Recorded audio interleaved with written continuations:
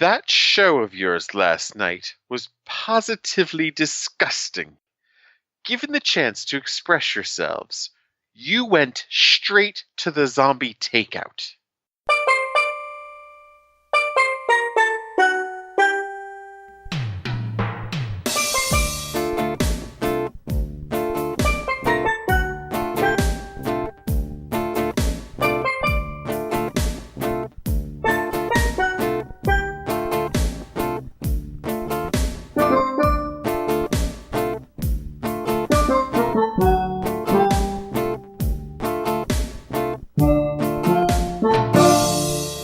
What's up? Welcome to episode 324 of Zombie Takeout. The B-Movie and Cult Movie Podcast. I'm Uncle John. And I'm Scotto. And before we get to this week's movie, we've got some listeners submitted. This is from Bodo on Twitter. In reference to last week's episode, he said, in the movie where you talk about what you fear kills you, it reminded me of this movie. And he included a photo of the poster for Forbidden Planet. Oh. Another classic we have to review. And a few hours ago, I had a thought. We were talking about doing a The Day the Earth Stood Still double feature. Oh, yeah. You know, the original and the Keanu version. How about we scrap that and do The Day the Earth Stood Still and Forbidden Planet? It'll be the science fiction double feature. Oh, like the originals? Yeah, the originals. They're both mentioned in the song Science Fiction Double Feature. Got to bring it back to rock you whenever I can. That's true. That's true. Episode 1. We'll do the science fiction double feature with The Day the Earth Stood Still and Forbidden Planet. We're talking about doing 2 episodes, though, right? Yeah. Like we wouldn't double feature. I mean, one. Well, yeah, it's a little ways off from 350. I mean, you know, we usually do something big for the 50s, but no, I'm thinking 2 episodes, a standard 2-parter. Yeah.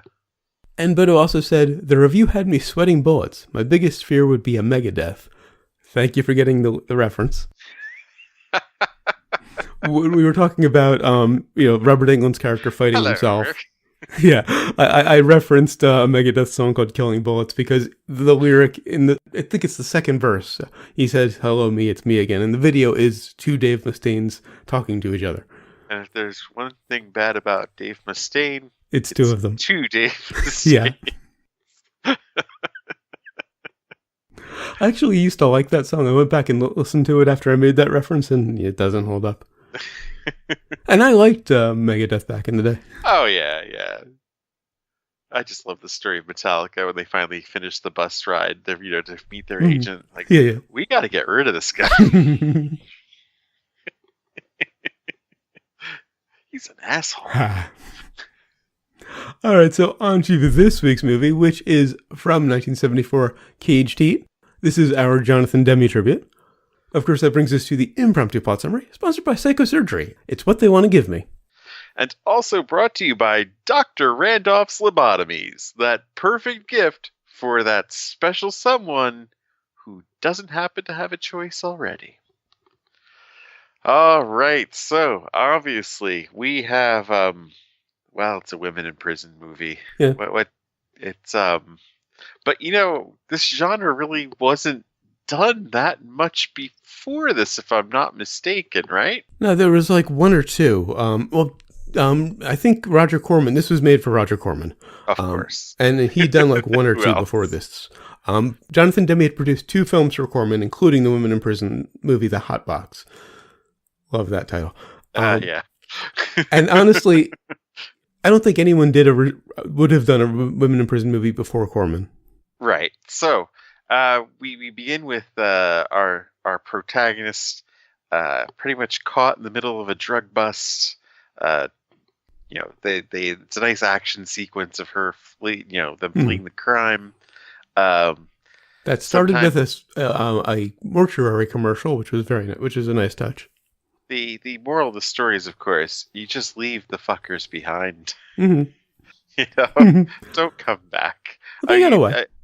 We're skipping a bit, but if they're shot, you don't go well, back. yes, if they're shot. You're just running, They need medical attention anyway. Mm-hmm. You're not going to be able to give that to them on the run. Run being the key word there. Yeah. So anyway, and apparently they're being pursued by a young David Crosby. Yes.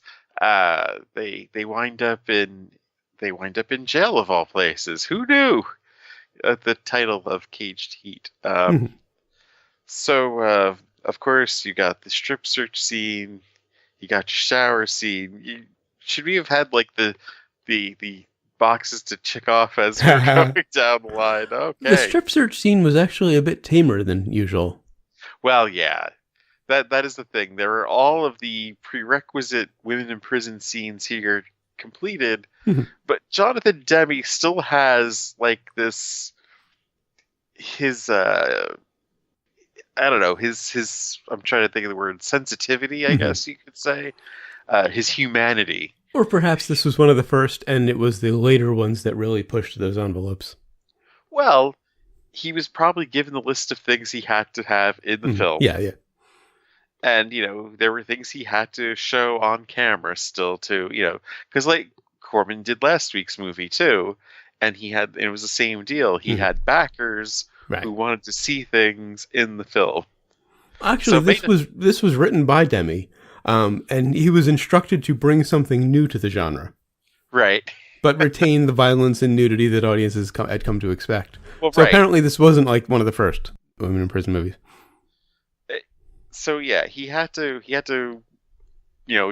take all the boxes, and have all the things in it. Oh, and he financed it himself. But so there weren't backers. Really? Or at least not backers on Corman's end. All right, so he had backers on his end that were probably the same backers that would back Corman wanting the same things. Yeah, he raised the financing himself. He didn't do it out of pocket. So, we check off all the things. We have the creepy dude who, in this case, he apparently had read One Flew Over the Cuckoo's Nest because there is a lot of that in here. And considering this is a year before the movie came out itself, I mean, we're talking about the book from the early 60s. So, yes, the way of, I guess, behavioral control is pretty much different methods of torture. Right. And that's really, I guess, what Demme was going for here, in the middle of the women in prison cliches of just how, how these behavioral modifications can be used. And one of them, of course, being the lobotomy. So, or psychosurgery, as they called it in the movie. Yes. So they have to, they escape, of course. It's not even that, like, a daring great escape kind of thing. I mean, come on, they named the warden McQueen. Yeah. So there are some nods given there. And it was the first female warden in a women in prison movie, which was directly stolen by reform school girls. Yeah. A lot of this was stolen by reform school girls. So they have to escape. But they have to come back because they know they're being abused in there, and they have to try to get the rest of their friends out. Hilarity ensues. I'm willing to call it. And the cold opening really kind of seemed ahead of its time, because we just start with how the main character, Jacqueline, gets captured, gets arrested and put in jail. There's no credits until about 5 minutes into the movie. Right. They give you the first action scene. That is a very modern way of telling the story. And then there was a really confusing scene, because there was this one inmate who basically had a conjugal visit at her cell. Was that just a fantasy sequence? It was a dream sequence. They eventually revealed it. Yeah. And this has got to be the only movie or TV prison where I've seen no uniforms. Right. He did not have the budget for uniforms, apparently. My notes say, I may not be a correctional expert, but aren't there normally uniforms in prisons? Yeah. And then when they went on a work detail, they were just wearing T-shirts or whatever, and not all of them even matching. It was like, they would have to wear a uniform if they were out of the prison. Oh, yeah, definitely. And there's this other dream sequence where Jacqueline is dreaming about her boyfriend breaking her out, and there's this moaning in the background. And it wasn't like in the context of the prison, maybe something was going on in another cell. It was in the dream. There was this moaning. There were a lot of weird audio cues in this. You could tell Demme is very early in his game because the editing is very choppy. The sound is really Hmm. weird. I mean, I don't think that's just the versions that we No, watched of it. I I think don't think so. that's Because really nothing just else how was it out of sounds. sync or off. Right, And exactly. and Demme's he's made a couple of good movies, but he's really known for being very mainstream, Oh yeah, which is why this movie was so odd and why we're reviewing it, of course, because this is really yeah. the only one I saw in his filmography that fit us. This I was mean, his first Silence of turn the at directing, by Lambs. the way. If Silence of the Lambs hadn't been showered with the Right, Academy, right. We would have gone there, of course. probably would have gone there. And possibly the most interesting thing about the movie, there isn't really a plot. Right, it is pretty much an episode of Hogan's Heroes Yeah, with women. basically. It's a set piece. It's not or not a set piece. It's kind of an anthology where there are 3 or 4 storylines going on at the same time. There's not one big central plot. And I mean, I referred to Jacqueline as the main character, but she's one of like 5 main characters. But she's the person that we follow from beginning to end. True. Who the stories revolve around in the end because of the escape attempt, and who else would be crazy enough to go back into prison to break them out with crazy, of course. And I was honestly surprised that the warden wasn't German. Right. She should have had a monocle. Yeah. I mean, maybe it's a Rocky Horror thing, but she's in a wheelchair with the plaid blanket over her legs, and maybe I just flash back to Dr. Scott, but I fully expected her to have a German accent. Well, right. And now that you bring up Rocky Horror again, of course, her dream sequence was very Rocky Horror-ish. Yeah. A very, floor show kind of thing, where she's almost dressed like Columbia, even, if you think about it. True. And of course, I had to count some of the shower scenes. I counted 2 in the first half hour. One of the episode titles I wanted to give this was, of course, boy, they sure did take a lot of showers. And I mean, it's a women in prison movie. That's part of the formula. But usually you get like 3 or 4 throughout the movie. You got 2 in the first half hour. There were still like 3 or 4 in the movie. They took a shower before going on a work detail. Mm-hmm. How the fuck does that make any sense? They were going to shower, and they were going to go out and work in the farm, and then shower again. Come back and shower again. It was very Monty Python. Yeah. And then the oral sex.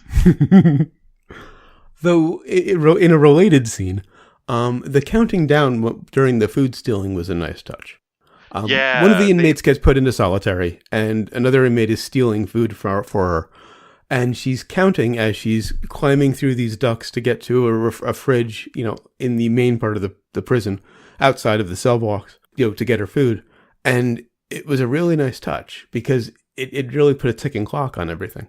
Well, right. She knew how much time, and it was also clever because, they used the shower as an actual plot point. Mm-hmm. It was during the shower she knew she had this much time to sneak into the bathroom, to go through the vent, to get to it and come back, and knew exactly when they were going to be there for her. Though, one of the things she stole was an egg. Yeah. Knowing full well that she would have to drop the food down from the ceiling for her. She stole an egg. South, bless her heart. Getting back to the warden, probably my favorite character in the movie. She was just hilariously arch. Well, right. She was like a Mary Warrenoff character. And everybody else was just sort of, I don't know, not flatline. I mean, they were grabbing eggs to, put into solitary. Exactly. And I liked that the main conflict, the only real conflict, was between the warden and the doctor and the establishment and the prisoners. They didn't really focus much on the internal conflicts within among the prisoners. Right. There's like one or two fights. Right. And, it was just a normal butting of heads when they first came in. And, and it kind of moved the plot along a little to get them in the situation of needing to be disciplined. Although why they took it out on, why Jackie is being punished. After the first escape attempt? The first escape attempt. When she was trying to help the guard get away from the fire and everything and save the guard, they still punished her. Yeah. She had nothing because to she do with was it. there, and I guess they didn't buy Yeah. her explanation. That leads nicely to my first nitpick. Because in the escape attempt, a fire got started. And it's a small fire, relatively speaking. Yeah. Yet there are these pickle jars just exploding from the heat. Like, Demi just wanted a bit of pyrotechnic, not just with the fire, but a bit of, flash going on in the background. And so these pickle jars just randomly start to explode. I wonder what made them think of that, exploding pickle jars. That was a very weird thing to have happened. Well, pickles, exploding, women in prison movie. Sewing a button I'm at not the end saying of the that that's pickle. where they were going, but... I don't know if they were going there. Also, another nitpick. When Belle killed the old woman, I don't think she could have put her hand on her face more gently and just kind of slowly pushed her back to the fridge. Apparently, it killed her. Or was it that her dentures got knocked into the back of her head? I don't know. It just seemed odd because she was being very careful with her. Well, right. They purposely made it look like that she, didn't maliciously kill her, didn't intentionally kill her. Right, yeah, no. It was just an accident. Yeah. And she was going to get either a bottle in front of her or a frontal lobotomy. Yeah. I don't know, one of those two things.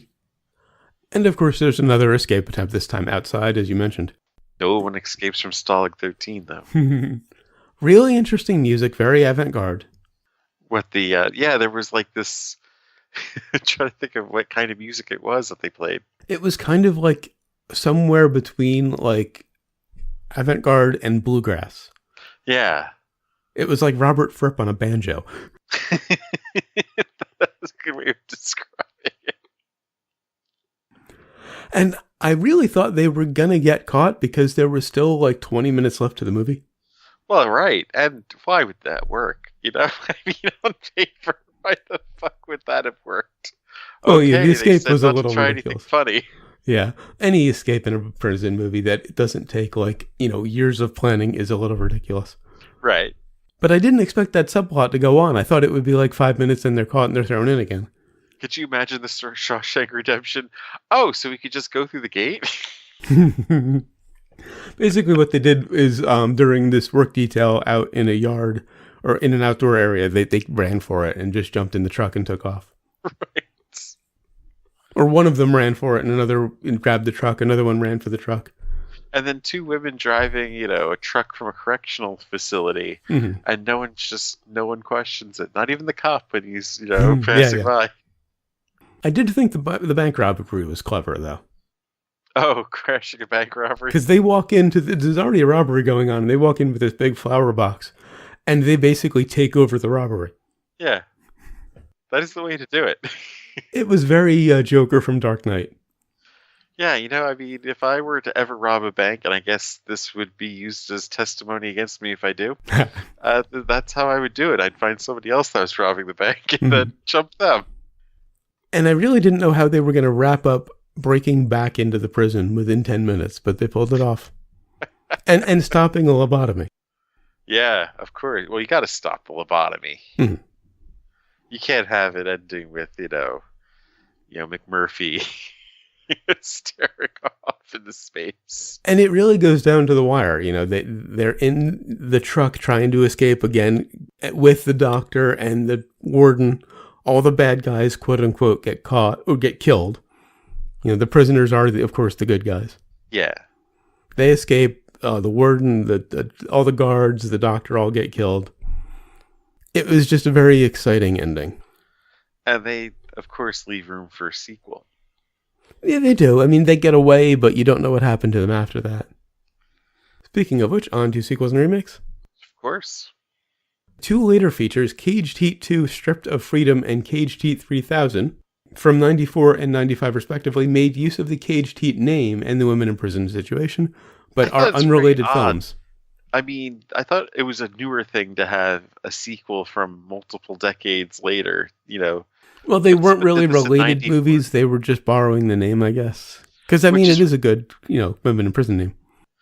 It is a really weird thing to do, though, like 20 years later. Yeah, like, oh, remember this thing that hardly anyone saw in the theater?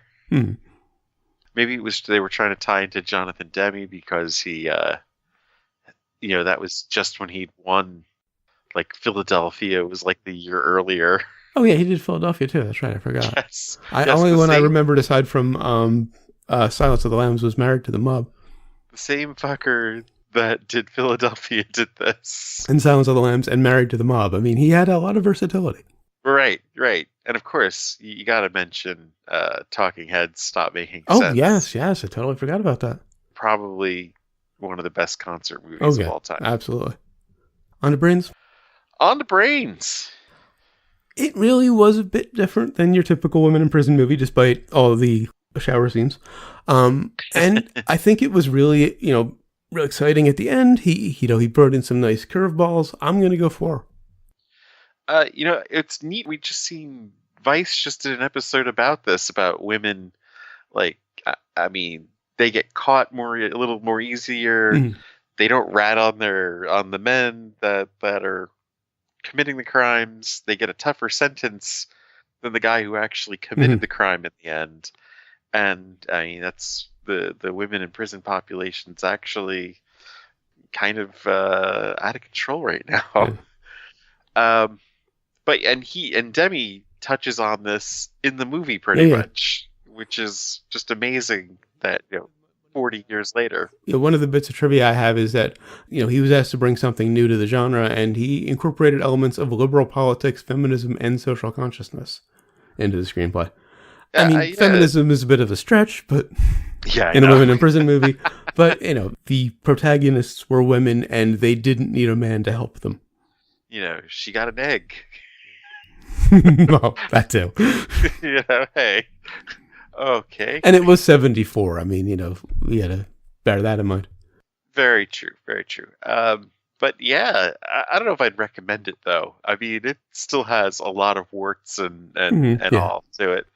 It's pretty messy filmmaking-wise. But, he had to learn somewhere. So I'm going 3.5. All right. And what have we learned? Yeah, you put a red cross on things, it just makes it medical equipment, even some power tools. And I learned that you can never have too many shower scenes. I guess not, can you? Well, actually, I didn't learn that. I kind of already knew that, but couldn't think of anything else. Shower scene, the movie. Isn't that Teenage Girls and Heat or whatever? Maybe. What was the one from Kentucky Fried? Oh, Young Catholic. That's it. Yes. Anyway, until next time, we'll be reviewing Resident Evil, the final chapter. I was going to spare you this one because you hated all the others. I wasn't going to suggest it. I mentioned that I'd watched it, and you said, let's review it. And can you believe they've already talked about rebooting this? We'll get to that next week. I've got a whole news story about it. What the fuck? Mm-hmm. Let it breathe. It's going to be like Spider-Man. Well, from what I understand, the reboot's going to be closer to the game, like much closer to the game. Because the Paul W.S. Anderson movies have nothing to do with the game, of course. That's true. That first movie, they only were in the Resident. Right. For like half an hour of a hour and a half, 2 hour movie. Right. And this isn't really a spoiler, but the first half of this last movie is basically The Road Warrior. And then the last half is the first movie with a little bit of Orphan Black mixed in. All right. Until then, go to zombietakeout.com, check out the album art, the episode description, of course, the episode itself, which you're already listening to. Links to find us on Facebook, Twitter, Google+, and YouTube. Links to subscribe via RSS and iTunes. Please leave us a rating and a review on iTunes. We'd really appreciate it. And if you enjoy the show, spread the word. Give us a little word of mouth. Of course, we appreciate all of the listeners we have, but more would be better. You'll also find in the movie list every movie we've reviewed so far, and every movie we're going to review. It was up through Zombievers, but I think I've actually thrown a couple more on since then. I've spaced out the tributes. I have like 2-part tributes. Yeah, we can't just keep doing tributes. Yeah, we have 2 coming up, I think, after the 2002 parter. And then we've got another tribute 2-parter after Zombievers, I think I threw in. And of course, the science fiction double feature will be after that. If all the tributes are Corman films, I mean, that does kind of make it more interesting. Oh, absolutely, yeah. You'll also find the recommendations list. Missed it by that much. Yeah. Don't get the chance to pull that quote out very often. Of course, you can email us zombietake@gmail.com or leave us a voicemail at 414-368-CTL1 or for the alphanumerical challenged. Oh, they can take a shower. drill themselves. 414-368-9861. Of course, always remember that you will always be calling from the middle of Milwaukee. And until next time, always remember, never forget, wherever you go in life, there you are. Breaking out of here, Bill. What's taking so long?